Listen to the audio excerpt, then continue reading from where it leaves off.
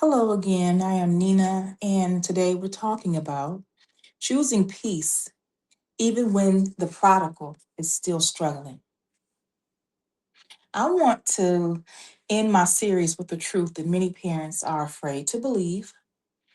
Peace does not require your child's situation to be resolved. You don't have to wait for sobriety, stability, repentance, or restoration to experience peace.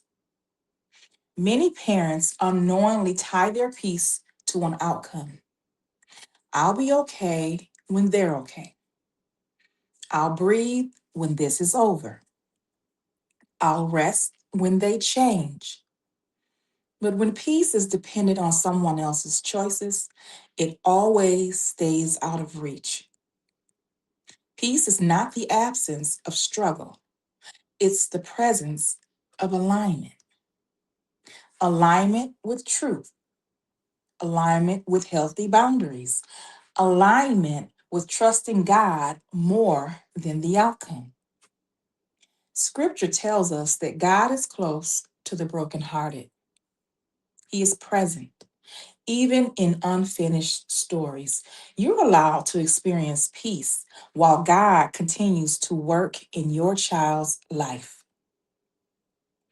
Choosing peace does not mean you stop caring, it means you stop living in a constant crisis.